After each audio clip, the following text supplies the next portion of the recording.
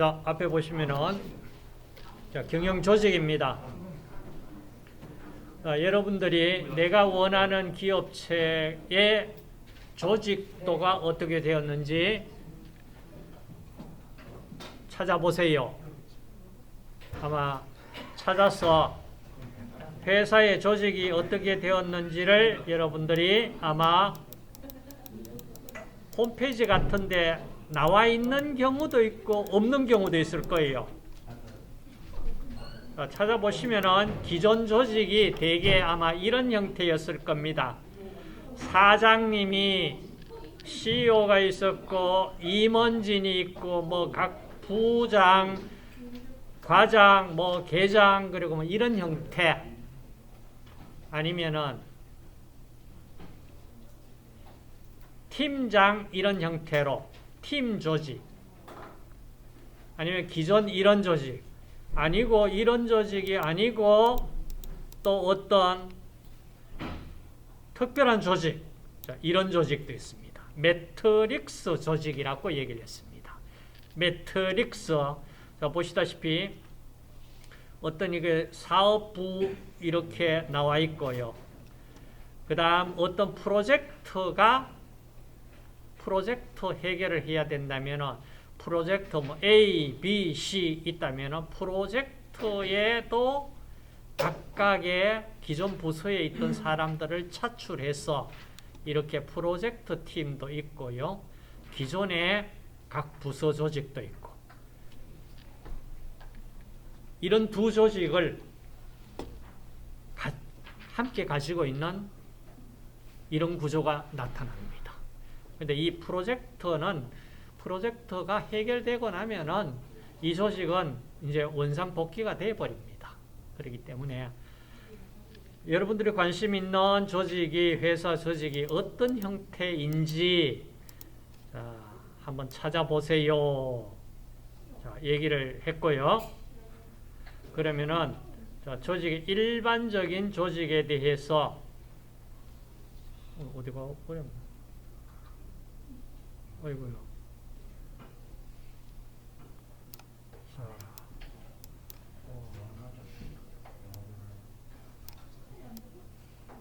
자, 조직.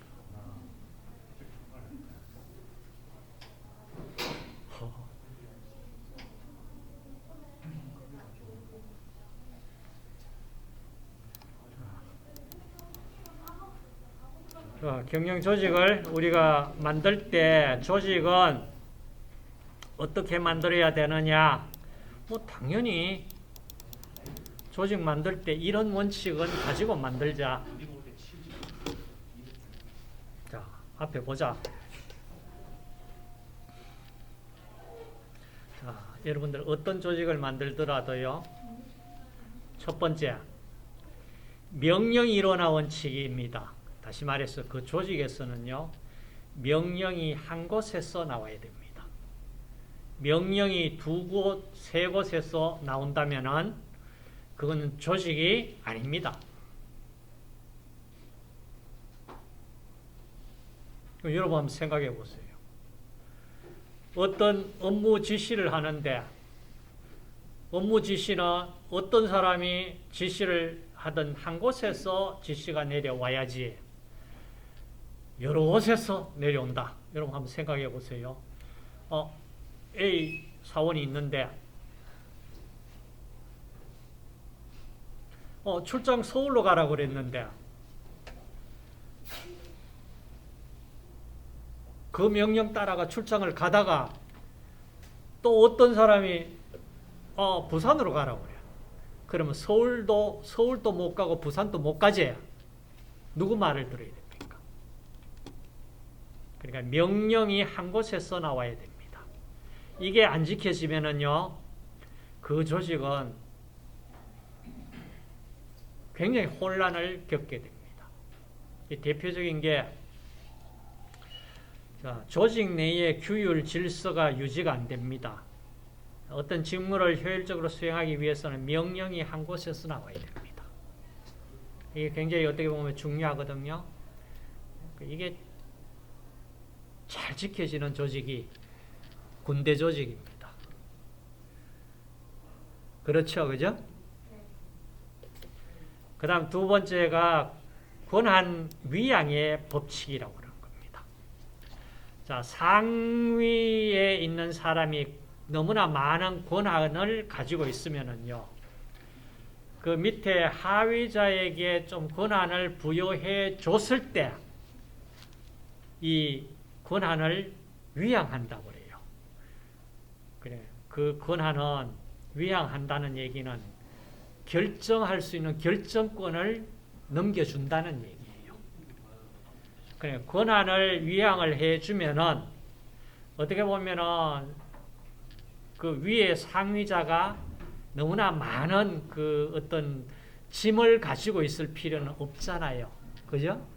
그리고 위양을 줬을 때 그 밑에 그 위양을 받았는 사람은 또 자기 어깨도 무겁지만은 어떤 권한도 가지고 있고, 그리고 더 열심히 일하려고 그러는 어떤 애착심도 있고, 뭐 이런 것들도 사실 동기부여의 효과도 나타날 수가 있습니다. 그래서 권한을 너무나 상위 계층에서만 가지고 있는 것은 별로 바람직하지가 않고, 그러니까 하위로 이렇게 권한을 좀 넘겨주는, 가능하다면 이런 형태를 취하는 것이, 그런 조직으로 만들어주는 것이 좋다. 이제 이런 원칙입니다. 권한 위양의 뭐 법칙, 원칙. 그 다음 세 번째 나오는 것이, 자, 기능화 원칙이라고 그랬어요. 자, 지금 얘기하면은 조직을 왜 만듭니까? 그 조직에는 누구가 있습니까? 결국에는 사람이 배치된단 말이야. 그렇죠? 사람이 배치되는데, 사람은 뭐 하려고 그 조직에 배치가 됩니까? 어떤 직무를 수행하기 위해서 사람이 직무를 수행해야 되니까, 그 수행할 일을 중심으로 조직을 만들어라, 이 얘기입니다. 자, 일을 중심으로 조직을 만들어야 되지, 사람을 위한 조직을 만들어서는 안 된다, 이 말입니다. 굉장히 일리 있는 얘기죠. 그런데 사람 보고 조직을 만들면은 그 조직, 그 사람 떠나고 나면은 그 조직은 결국에는 정상적인 조직은 아니다는 얘기예요. 자, 이걸 우리가 기능화 원칙이라고 해요. 그 다음 네 번째, 계층 단축화 원칙이라고 그랬는데, 자, 네 번째 계층 단축화하고 다섯 번째 감독 한계의 원칙, 이거는 서로 상충됩니다. 이게 무슨 얘기냐 하면은, 여러분들 뭐 사장, 뭐 이사, 부장, 뭐 차장, 과장, 계장, 층계를 너무 많이 만들어 놓으면은 일에 처리하는 속도라든지 이런 것 조금 속도가 느려질 수가 있겠죠. 그러니까 너무나 많은 그 계층을 만들어 놓는 거는 좀 바람직하지 않다. 계층을 좀 단순화하는 것이 좋겠다. 이런 원칙이고, 그 다음 다섯 번째는, 계층을 너무 단순화하면은 또 그 어떤 그 계층에서 맡아야 될 업무가 너무 과중하고 이러면은 관리 감독이 잘 안 돼. 그러니까 너무 계층을 축소해도 안 되겠고, 너무 많이 만들어도 안 되겠고, 그 말이야. 그래서 계층 단축화 원칙하고 감독 한계 원칙은 어떻게 보면은 조금 서로 반대되는 개념이라 이렇게 보시면 되겠고요. 감독 한계 원칙이라고 하는 게 이겁니다. 한 사람의 상사가 지휘 감독할 수 있는 사람의 숫자는 한계가 있다, 이 얘기입니다. 그러니까 한계가 있으면은 조직을 좀 더 세분화해서 만들어야 된다, 이 얘기입니다. 그래서 많은 부하를 지휘 감독하기 곤란하다. 만약에 지휘 감독해야 될 사람이 숫자가 너무 적으면은 감독 안 해도 될 그런 일까지 계속 간섭을 할 수가 있기 때문에 바람직하지도 않다, 그 얘기입니다.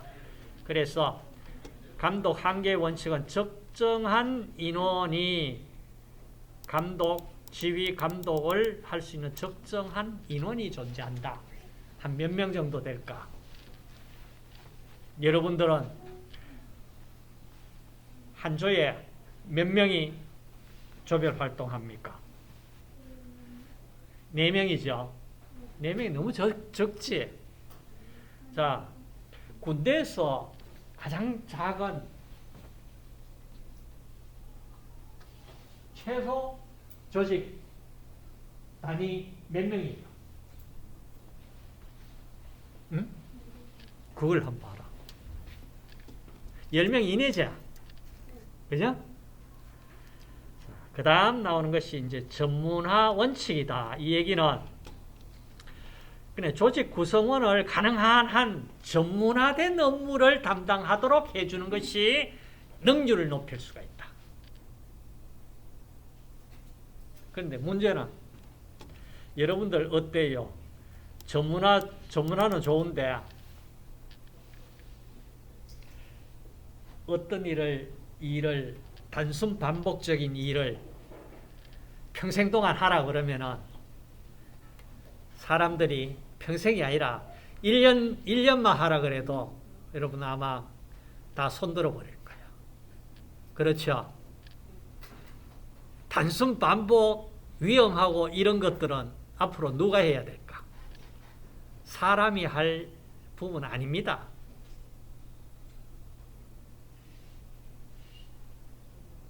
자, 그럼 꼭 사람이 해야 될 부분이 뭐냐? 그것도 어떤 전문가로서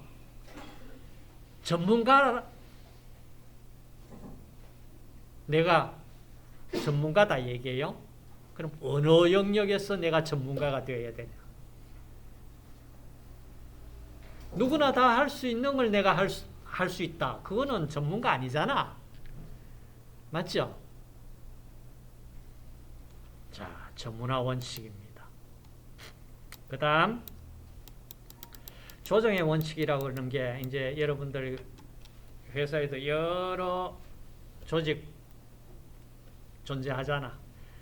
근데 그 보면은 각 조직별로도 굉장히 어떤 트러블이랄까 이런 것들이 업무상의 개인적인 트러블보다는 업무상의 각 부서별로 어떤 불협화음이라든지 이런 것들도 나타날 거예요.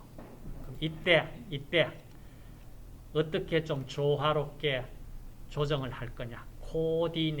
코디네이션. 조정을 잘 할 수 있도록 해야 된다. 그 다음 8번째가 사기와 리더십의 원칙입니다. 그러니까 사람이 일을 하는데 사람이 생산하는 기계는 아니잖아. 사람이 생산을 위한 기계라고 생각을 하고 회사 경영을 한다. 그러면은 불평불만 굉장히 많이 나오겠죠. 당연히 그럴 수밖에 뿐이잖아. 자, 그러면은 사기도 살려주고 어떤 리더십도 발휘하고 인재를 아주 귀중한 인재를 적재적소에 배치하고 그 인재가 참 일을 잘할 수 있도록 그걸 해줘야 됩니다. 사실은요, 특히 서비스업에서요, 인적 자원은 굉장히 중요합니다. 그래서 어떤 기업은요,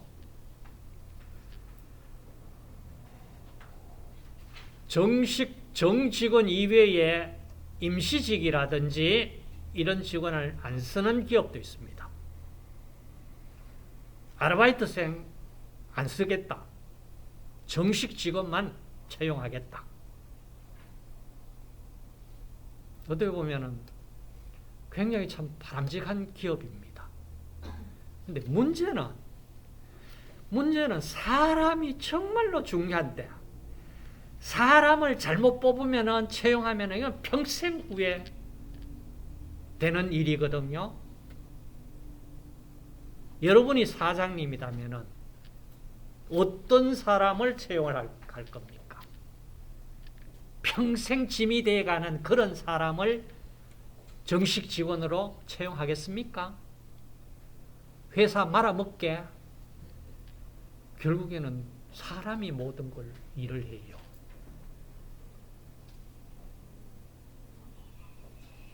결국엔 사람이 가장 중요하다는 얘기거든. 그러니까 아이고, 참, 인간 같지 않은 사람을 채용을 하느니, 사람 없는, 진짜 24시간 필요하지도 않고, 일 잘할 수 있는 AI 탑재했는 로봇을 쓰겠다. 앞으로 이런 거 굉장히 많이 나왔거든요. 특히 그러면 사람만이 할 수 있는 일은 뭘까? 일은 뭘까? 그걸 생각을 해보시라. 그 다음 9번째 예외의 법칙이라는 법칙이 하나 나오네. 자, 이게 무슨 얘기냐 하면은, 자, 상위 관리자는요, 반복 일상 업무 이런 걸 담당하는 게 상위 관리자가 아닙니다. 자, 그런 업무는 하위 관리자에게 넘겨주고, 예외적, 우발적, 비정령적인 어떤 진짜 중요한 의사결정을 해야 될 때, 그런 일에 전념할 수 있도록 최상위 경영층에 그런 분들은 좀 예외를 둬야 된다. 이 법칙 얘기입니다. 쉽게 얘기하면 여러분들 그런 경우 많이 봅니다. 우리 회사 사장님은 내가 봤을 때 별로 하는 일도 없는데 월급 왜 그렇게 많이 가져가? 그럼 회사 사장님이 일상적인 루틴한 업무 그런 것만 하고 있는 회사 사장님이 있다면 그 회사 들어가지 마세요. 맞죠? 회사 사장님으로 해야 될 일이 있잖아. 그런 걸 해야지.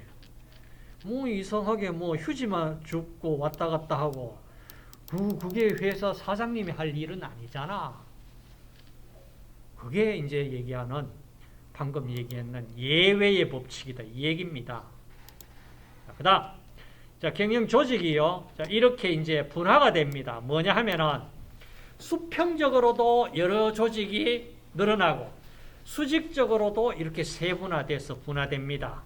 자, 수평적, 수직적 분화가 자, 일어나서 결국에는 지금 기존 전통적인 조직, 자, 라인 조직이라고 얘기를 합니다. 라인 조직, 라인 스텝 조직, 그리고 얘기 나오는데, 그 다음 나오는 것이 팀형 조직도 보였고요.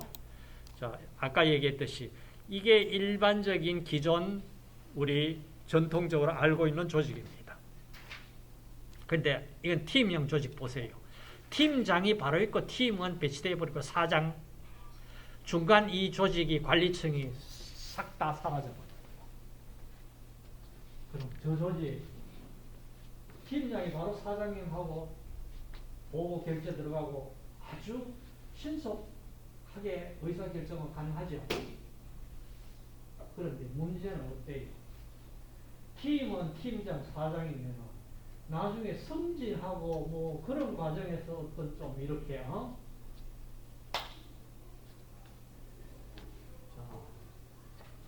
앞에 안 보자.